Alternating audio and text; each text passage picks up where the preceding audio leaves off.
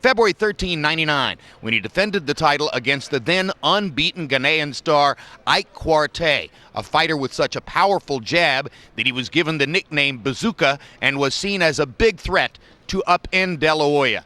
Let's see how I called that fight February 13, 1999 in Las Vegas with Larry Merchant and George Foreman. This is legal, this is low. That's low, that's legal. Understand? This will be a clean fight. Protect yourself at all times. Test gloves, good luck. Let's go. In their great fights, Ray Leonard, Tommy Hearns exceeded very high expectations. How say De La Hoya and Quartey?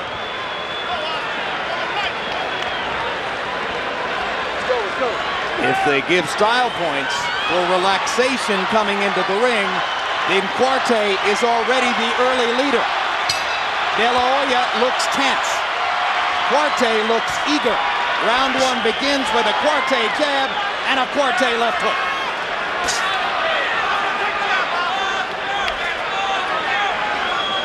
Many believe that the first big question in the bout is what does De La Hoya do to nullify the Quartey jab? Now, George Foreman, you're in the minority who believe that it is not as heavy or effective a jab as is De La Hoya's. But as you look at Ike Quartey getting started here, talk about the bazooka jab and what it does for him. He's got a good left jab, but he still doesn't have the jab of the 40s and the 50s and the 60s. Oscar De La Hoya has this stiff left jab, and he keeps his hands up. He'll find that jab bumping into Oscar De La Hoya's gloves and elbows a lot of the night. When Oscar decides to land 2 or 3 good jabs, it could change the whole course of this fight. But you saw the most important punch that De La Hoya has thrown so far is trying to throw that right hand over the jab.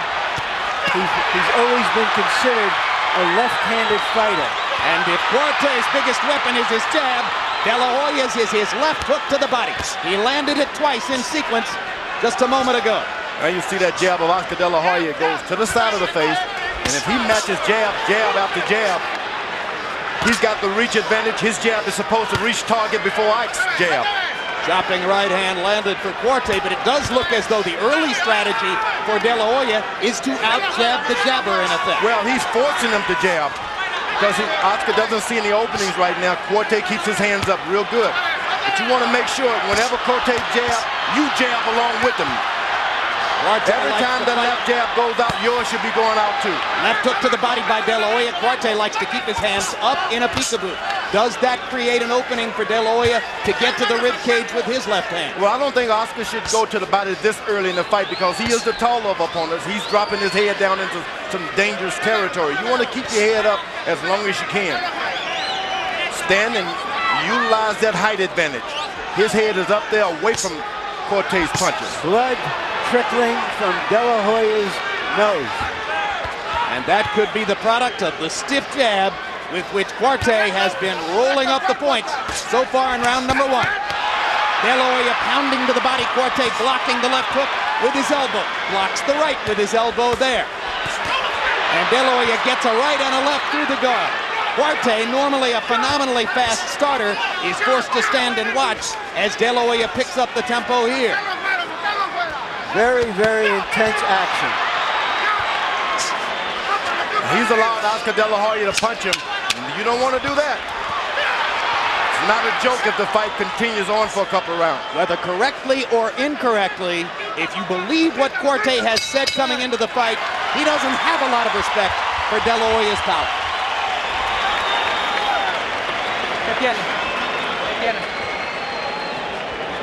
Relax. Nice and cool. Breathe heavy. Un poquito, Oscar, más laterales, side to side, okay? Right. A little bit more side to side, and you're gonna be first with a jab. Stay more busy with a jab, okay? And keep him outside, okay? Don't let him in. Keep him outside, side to side, and stay busy with a jab. Watch more call jab. You're giving him too many chances. Okay.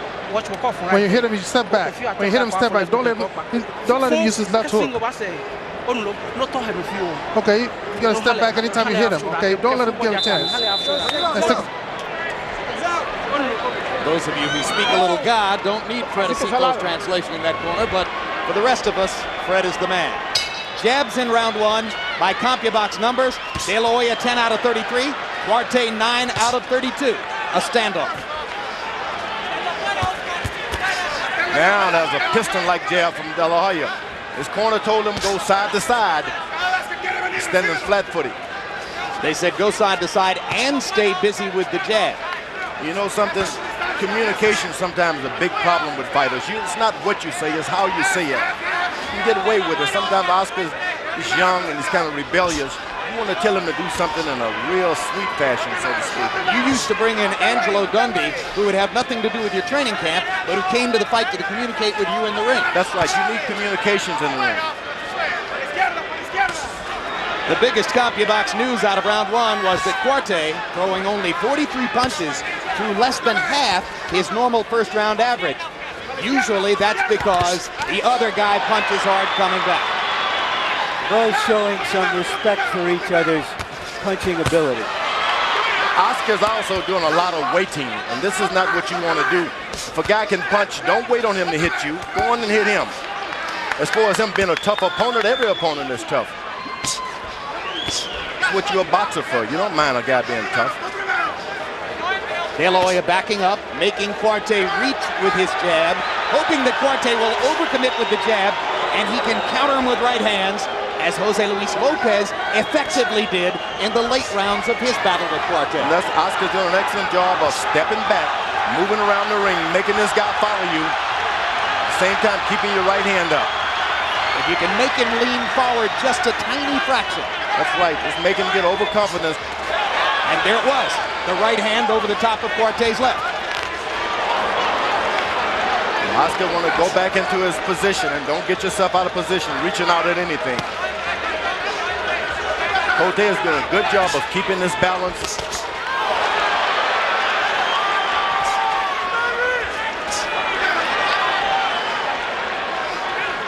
Quartey wears what amounts to a confident grin on his face throughout the action. De La Hoya with a look of determined tenacity. He's doing a good job, but you don't want to get in a boxing match with Oscar De La Hoya. I tell you that. You want to go on and throw your jab, keep punching him at all times. But he's standing there watching Oscar De La Hoya. One punch comes, the next thing you know, you're hit with 5 or 6. Even Quartey's biggest supporters would agree in most cases that De La Hoya is the more flexible, more multi-talented boxer. De La Hoya was caught with a good right hand that time. But comes back with a left-right left of his own. Quartey getting on a left to the body as De La Hoya missed the right upstairs. Dropping right in hand inside by Quartey. Both fighters experiencing some moments in the closing seconds of round two.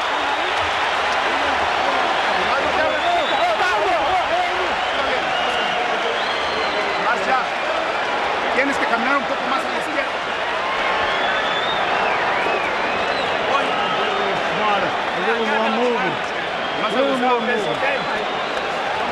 Más abusado que eso, Galul. Let's take a look at the jab, and as you see, De La Hoya coming over with a straight right.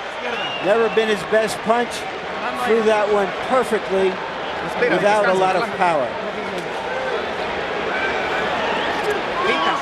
Okay, you gotta feint this guy, and you gotta have more lateral movement. The combination with which Jose Luis Lopez bedeviled Quartey in the late rounds of their fight, October of '97, was counter right across the top of Quartey's jab, left hook to the body. He landed it over and over and eventually put Quartey down with a right hand. You notice Oscar's been so effective with his left jab that Quartey is not even trying to jab as much. In round number two, Quartey again threw sparingly, only 46 punches. De La Hoya threw more, 62, but Quartey landed at a much higher rate. But by the same token, George, Oscar is not throwing his left hook as much, and that's his big punch. Well, remember, Quartey is supposed to be this great jabber, and it is just not happening. You know why? Because Oscar matches jab per jab. Then when you take a guy's biggest weapon from him, then he turns ordinary and you try to attack him with your stuff. Yeah, but if he's taking the other guy's best weapon away, they've neutralized their best weapons and they have to show each other that they can beat each other with other stuff. And De La Hoya starting to get to Quartey with power punches in round three. Quartey grinning as if to say, you didn't hurt me. Usually that means I'm a little bewildered that you're hitting me the way you are. That's what you're able to do. You jab, throw right hands, and then use your footwork to make the other guy miss you as he tries to pay you back. And when a guy, and I'm talking about the gold-trunked Quartey here, when a guy who normally throws 80 or 85 punches around is throwing 40, does that mean his confidence has dropped? Not at all. It's just a jab that Oscar De La Hoya has. It hurts you like a big punch. So you think before you do everything, and that stops everything. If you think... De La Hoya with a quick left hook, partially blocked. Quartey starting to just paw with the jab. That is not the laser shot for which he's known. Counter right hand by De La Hoya as Quartey's jab slows down. Oscar getting the better of it now as we go into the last moment of round 3. The good thing about Oscar, after every combination, he's back in position to do it again. Quartey throws a good left jab and a right hand, and he's always out of position. And his corner should tell him about being in position. De La Hoya clearly so focused on the counter right hand that if Quartey starts to get lazy with the jab, Oscar could have a right hand festival. Now Quartey goes back to throwing the thudding jab instead of just pawing with it. Now you know Gil Clancy's not going to let Oscar De La Hoya laying his left hand down to his side there. And this is when you want someone like Gil Clancy out speaking. Taking charge, getting control here. But I think the plan is for only Robert Alcazar to talk to the fighter during the fight. You know, the good thing about Gil Clancy, he can see what is going on. Well, we'll watch to see if Clancy talks to De La Hoya. De La Hoya lands a hard counter right. Quartey comes back with a right and a left of his own. Quartey buckled him.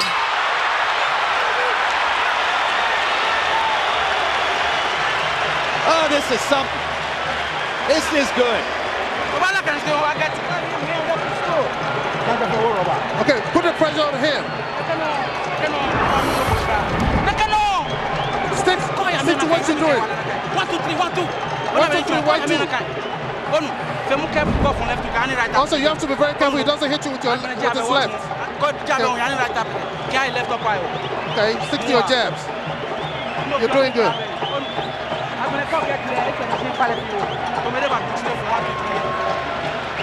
This is obviously what De La Hoya has been working on in preparation for this fight, because we've never seen him do this as often. Throwing the right straight over the top. And he gets back in position. But at the end of that round, Quartey buckled De La Hoya's knees. Ike Quartey, a man who commonly throws 80 to 85 punches around, averaging 48 attempts per round here, as he shortens up his output to try to accommodate for De La Hoya and the firepower coming back. Harold, how'd you score the first 3? Jim, I got it 2 rounds to 1. 29-28, Oscar De La Hoya. I gave Oscar rounds 1 and 3. I think that when he opens up, he outpunches him and he hurts him. I don't know, to me, he looks like a skinny little kid, but God darn, the minute he opens up, it gets great, and he whacks him. As far as Ike Quartey goes, the snap is not really there. De La Hoya's head never went back once from the jab. I mean, if Quartey does land the jab, Oscar usually either blocks it or it just doesn't seem to have an effect. Oscar keeps his distance. Quartey should understand, at least touch his toe or something before you jab. Don't just throw your jab out there. You got to have something that you see. Otherwise, your jab will fall on his right hand all night. So do you think that so far, De La Hoya is winning the tactical battle, the mind game between the two fighters? Well, he's keeping his distance. You know, when you're an inch taller, use that inch. And that's what he's done so far. Quartey is standing back, he's not moving his head, shakes his fist before he does something. You want to be the champion of the world, you have to get out there and mix it up and take it from him. But as De La Hoya flattens out, spreads his